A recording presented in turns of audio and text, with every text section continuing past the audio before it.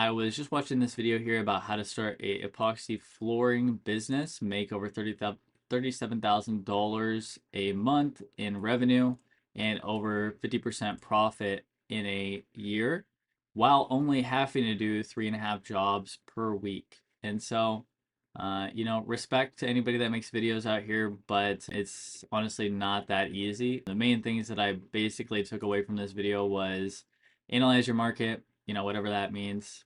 Market somehow through online. Install the floor with no training or get, training on average costs about 5 grand. Collect the money, and then boom, you're going to be making over $200,000 a year. Also, with just $25,000 in equipment, and also saying that you'll make 50% profitability while only needing to do 4 floors a week. Personally, I think this is all, it's like pie in the sky stuff, and that's coming from one of the most optimistic people out there. But I did want to kind of break down everything here in this video for you. And as well, even though I think everything here is basically, again, pie in the sky, I'll show you what I would do if I had to do this again myself. So, who am I basically to make this video? We do this every day. I have the highest rated company in my area by a factor of 14. I have a co-owner who is somebody who is willing to take a hit as well to make this successful. Why I say that is because you do need more than just usually one person to complete these floors, as well as we were professionally trained from the beginning. I already had 4+ years of marketing expertise and spent tens of thousands of dollars on courses, thousands of hours on sales, marketing, training, you name it, I've read it. We also had a business previously, so if anybody was going to have a higher likelihood of being successful, it was us, because we already had a pre-established business where I had hundreds of customers to reach out to for these floor coatings themselves. And again, I'm not trying to dissuade anybody, I'm just being realistic onto what to expect and kind of pitfalls and things that are entirely overlooked in this video. And as well, by making this video, it actually does me a disservice, because I'm telling people that the industry is hard. I love it personally. It's an awesome thing. It has done a lot for me and my family, but this video does me a disservice. I could say it's super easy. You just need to do this and it's easy and just buy my marketing, but I thought I'd keep it kind of straight with you guys. So can you afford the startup cost for what he's saying there? He says that you'll need about $20,000 to $25,000 to start this business.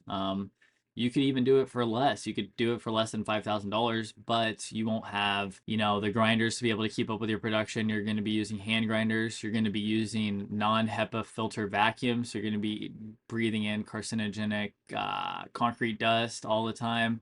If you don't want to spend as much onto the training, you want to have it. Legal, insurance, the contracts that he talks about in the videos. You'll need a trailer eventually for the grinders, because you don't want to be taking a 500-pound grinder out of the back of your truck. You also need a lot of different supplies, mixing equipment, rollers, spike shoes, at least a $1,000 generator if you're going to be trying to run any of these kind of power outlets that you're trying to do without blowing up the homeowners electricity and short circuiting yourself, and then having to explain them, hey, I don't know what I'm doing. You're also going to need a 5-inch or a 7-inch hand grinders. Those cost $500 to $700. A-track for your trailers, toolbox, railing, heaters if you're doing this in the cold. And that's just for the must-haves. The very nice to haves, if you're actually trying to do what he's saying, which is do 4 jobs a week, which in your first year, more power to you. But again, I had a business behind me, and we were not able to keep up with that the first year, as well as spending marketing, which he's not even really talking about here. But a truck wrap probably costs between $1,500 and $2,500. A trailer wrap, $5,000. The most basic grinder you can get, it costs 10 grand. To have one that'll actually keep up with the production that he's talking about, it'll be about a $30,000 grinder. Just to keep that in mind for you if you're trying to keep up. Or if you're fine with working 12 hours every day of the week so that you can do these things, feel free. But you're going to need something a little bit more substantial to be able to get through, as well as the sundries, a lot of niceties to help you out with your optimizing how you run the business through operations. It'd be really nice to have, A-track, toolboxes, railings, heaters, different things of that nature. So realistically, would want by the end of the year should be about 66 grand. 60 to 70 grand is what you would most likely really want to actually get going and to actually do what this guy is talking about, and not just fairy tale numbers in the sky. You're also going to want uniforms. You're going to need a website for the SEO. And by the way, SEO, if you're in any kind of a competitive market, is going to take you about 1 to 2 years to actually see results. And you need to maintain your cash flow while you're still doing that and having not very much results for websites. You can again try to build your own. When I was extremely poor, I built Wix, Squarespace, WordPress, my own website for SEO. Nobody beat the $200 a month person that I utilize right now. You're going to need a customer relationship manager. You're going to need yard signs, door hangers, and a lot of sweat equity that he doesn't talk about in there. These are kind of glanced over and at the very bottom of the description of the video, and also talked about in the video. But if you don't have enough jobs, you're going to have employees. They're going to still need to be paid regardless of you bringing money and not bringing money. That's going to hurt your profitability onto the 50% profitability he's talking about. And again, anybody in the industry is saying that they can get 4 jobs consistently per week out the get-go. I'd say good luck with that, honestly, especially if you're competing against people who have been doing this for a while. Your work is not going to be high quality from the beginning, as he says here. You do need to take a course, again, spend a lot of money. It's worth it. I'm an extremely frugal person, but from the shadowing and actually flying in resin works for us, without that, we would have failed so many floors, and we would have cost that over way more than what was done. You will lose jobs because you don't have the time to perform them. If you're running the setup that this guy's talking about initially, and you don't have a truck, you're not going to be able to get a grinder that's fast enough. It's going to take a lot longer for you to be able to actually complete these jobs. And it's also a lot of sweat equity while you're doing those jobs. And you're also still doing it extremely inefficient as well, by the way. You don't know how to balance your calendar and your capacity. Another thing that's never looked from these videos is weather. If it's raining out, you can't do these coatings. If it's snowing out, you most likely cannot do these coatings because they don't react very well with water and they will fail. Money and equipment problems.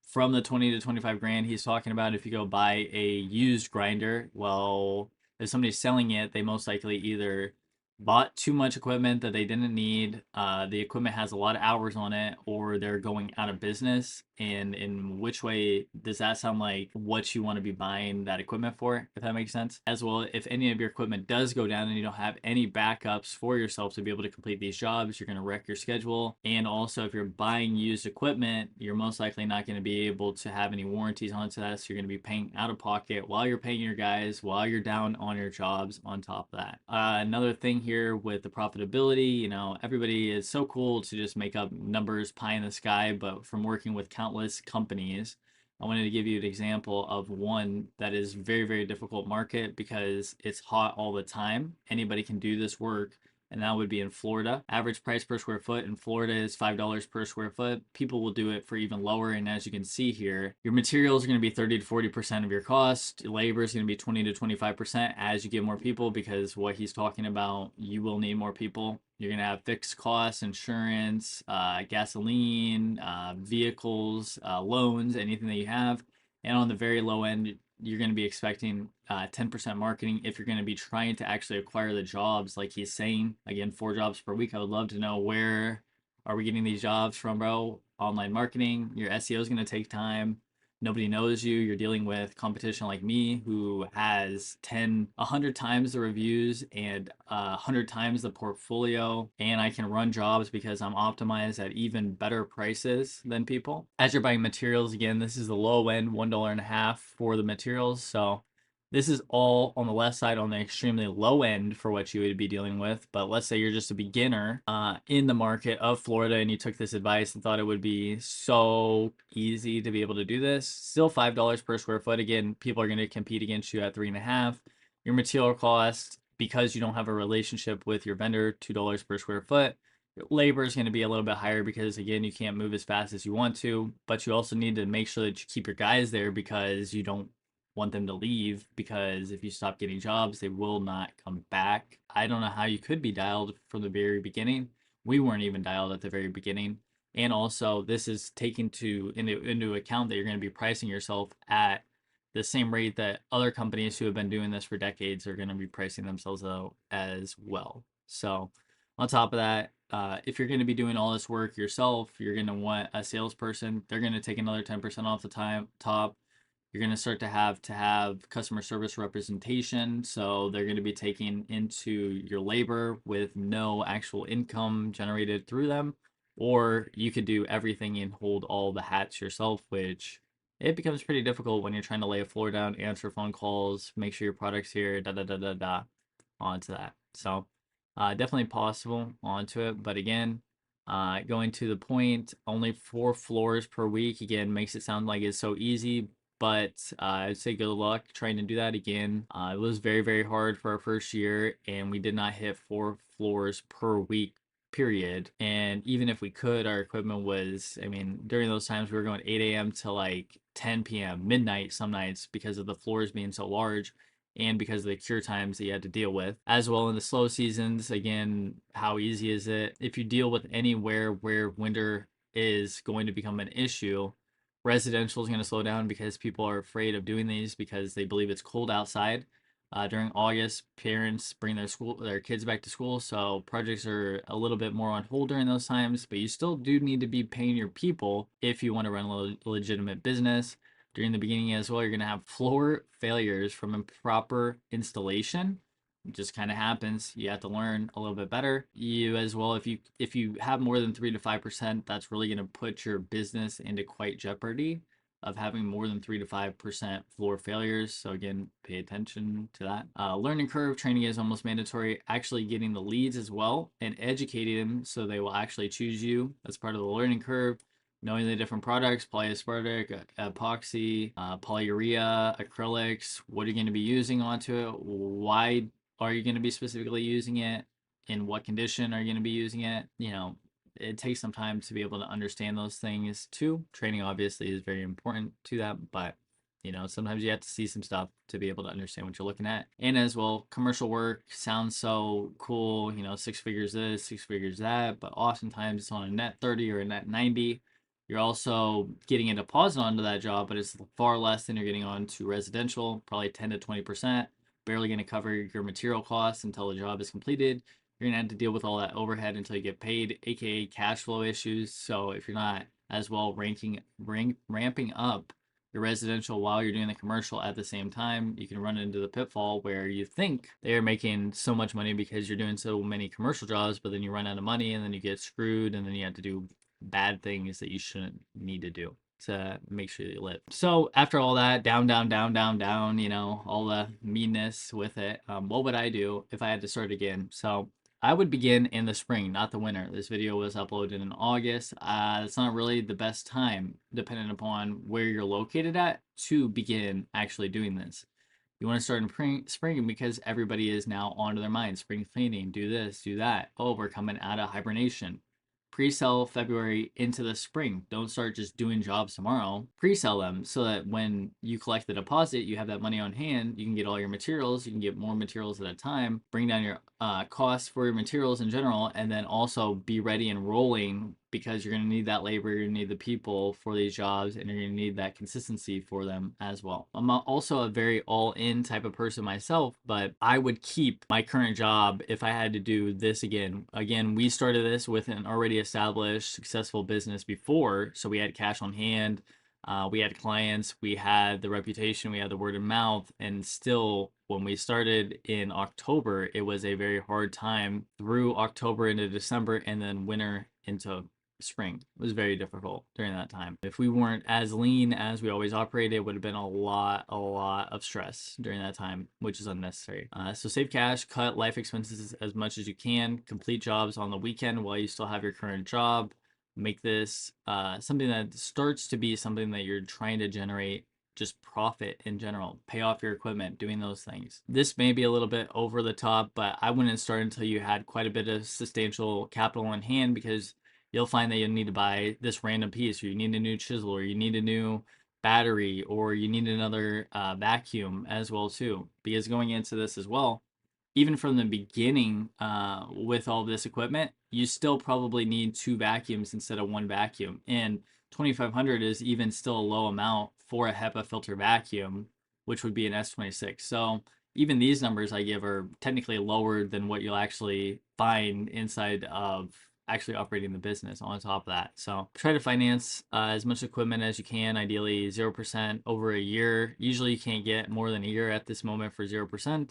But why would I say that? And again, I'm not your CPA, I'm not the guy for that, but just in my opinion, it's better to always keep as much cash on hand instead of spending that and just boom, I just dropped $70,000 where you could have just financed it, put 10% down. You'd have that $63,000 on hand for cash flow, for labor, for marketing, for other things that are important that actually make you money inside of the business instead of just throwing it at the equipment, because the equipment isn't going to get you jobs. Everybody has the equipment. Also, write off the whole year is just paying down the ignorance tax for knowing nothing about the industry and just understanding the installation so that you can be better at your marketing and better at your sales when you go in front of the customers, so that you can be the person that they believe will actually be able to do this when you're competing against all other people who literally have been doing this for some people 10-20 years at this point.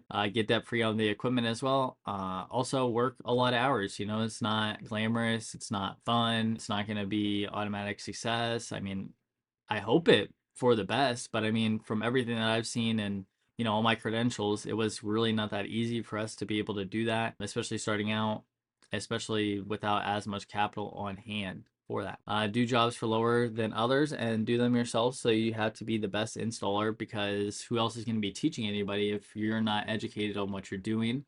And also, again, you're probably going to have to lower your costs so you can get into the doors, so you can get more experience, so that you can post that and take an insane amount of before and after pictures and videos for every social media channel that you're also going to have to be learning at the same time, so that you can maximize every opportunity for every job that you complete. And as well, take all of the profits that you possibly can, invest it into Facebook, Google, SEO, and equipment, so that you can continue to be more further efficient onto the jobs, so you can complete more jobs, or you can go on and do more marketing and sales, which is what's going to continue to make the ball and roll down the court for you. So that's about it on the video. If you have any questions, feel free to leave them down in the comments. Otherwise, like, subscribe, and I'll keep coming back at you with more.